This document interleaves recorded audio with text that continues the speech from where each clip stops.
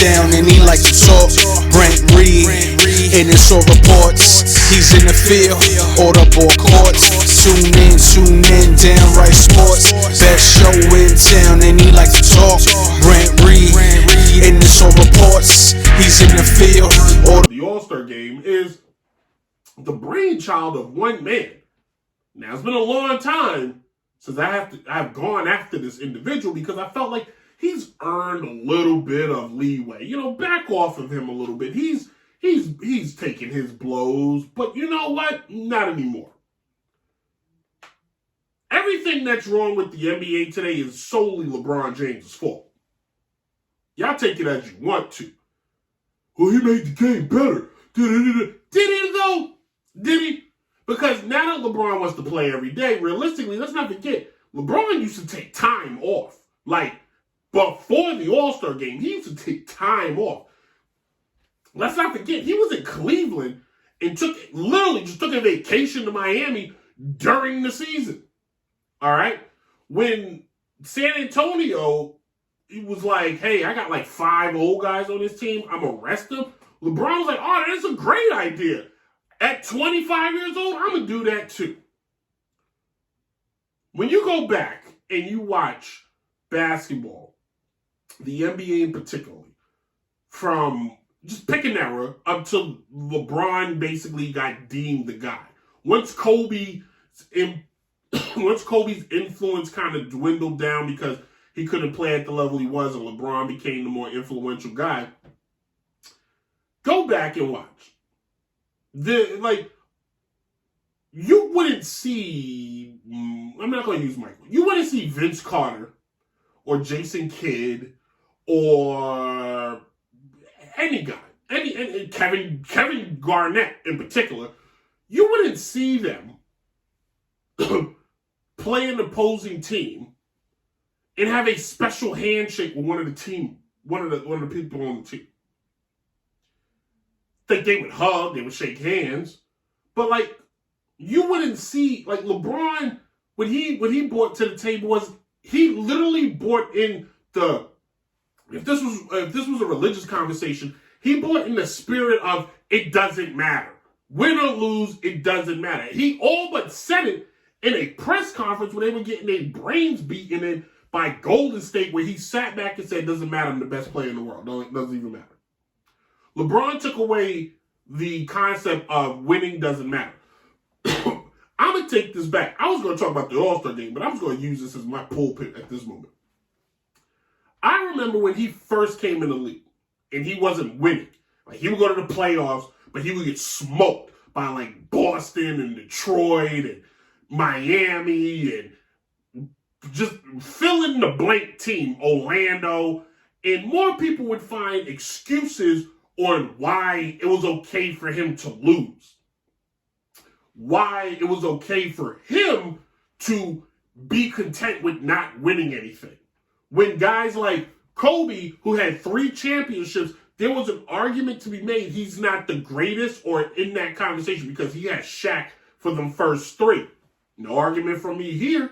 No argument from me here. But LeBron, on the other hand, was allowed to lose. And I don't mean in the regular season.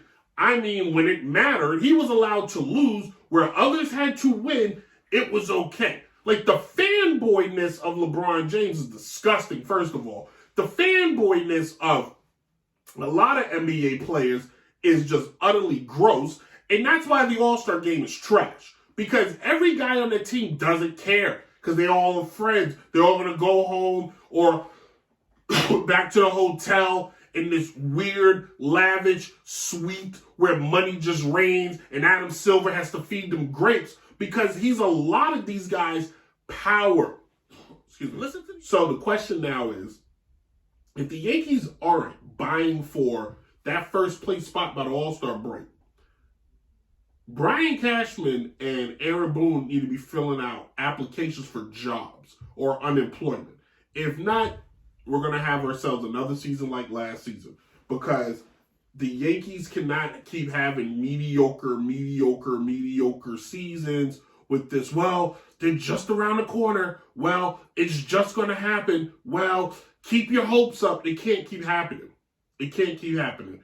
I think last year, Boone and Cashman realized, oh crap, they're not bulletproof, that it's only a matter of time before they get yanked out by the Sandman from the Apollo.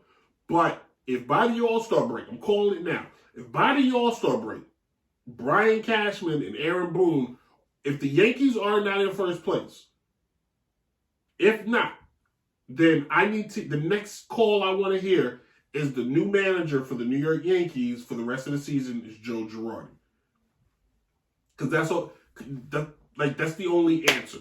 Joe at least got the Yankees to a World Series. He got them to constant AL championship games, in my opinion, with lesser talent. And, Boone here just, keeps flying by the seat of his pants. Now, in the case of college basketball, the men's game has become poisoned and has become diluted with one and done transfer portal, and it's taken away what made college sports, particularly college basketball, special was the star. Whether it was Kareem, whether it was Danny Ferry, or I'm trying to think of his name, who went to UVA. I can't think of his name right now, but whether it was him or JJ Redick or Grant Hill or Shaquille O'Neal, you had guys who were there 1-2 years and they built up a name and you could follow them. And when they made it to the tournament, you followed that player. Now, I dare you, if you're not a diehard, to name me 3 college male players. Now, name me 3 women players. I bet you could do that a lot easier, can you? And you could do it almost without even naming Caitlin Clark. Just calling a spade a spade. Because the women, I don't know the particulars. I think the women's game, they have to stay 4 years. I don't know if that's actually true or not, but they choose to. And now that money is an option, they definitely are choosing to stay because they make more money playing college ball than they do going to the pros. But if you're the WNBA and you just had Aja Wilson, who was on the championship aces in the WNBA, who was just on Stephen Colbert the other night. If you're the WNBA right now, you have to start preparing your fan base. You have to start preparing the teams, and you may want to start sizing up where you want some of these great players to go. So when Caitlin Clark comes out, what team you want her drafted to? Because she needs to be somewhere where she is on the front billboards. Like she's front and center. Trying to get something. Hold on. Here we go.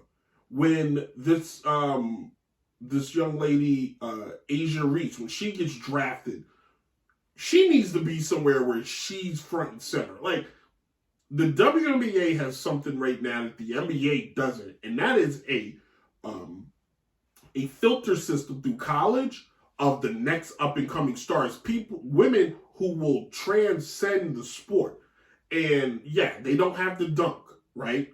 But what they do have is charisma and showmanship. Angel Reese, she's a star. She's box office. I don't know what happened this year. The team is having a setback, but she's box office. Like she is, she needs to be playing on a team that recognizes her greatness. Okay. Honestly, I know she won't leave. Coach for South Carolina and Duke need to be in the WNBA as coaches. The WNBA now needs to strike while the iron is hot. They need to use these people, these women who are names in the sport, and they're not just names for women and names for people who, no. You know the names of the head coaches for South Carolina and the head coach for Duke. Like, you know their names. I'm talking a lot, so I'm forgetting a lot. But you know what they bring to the table, and you should right now. If I was the WNBA, I'm doing everything in my power to get those players on a team that's going to put them out there, that's going to have them front and center, and I'm getting those coaches somewhere in the league. Top Dog, Big Bronx Energy. Hey yo, Chase, what up? DJ Chase got beat. Like what you wanna do? Yeah. Like what you wanna do? Like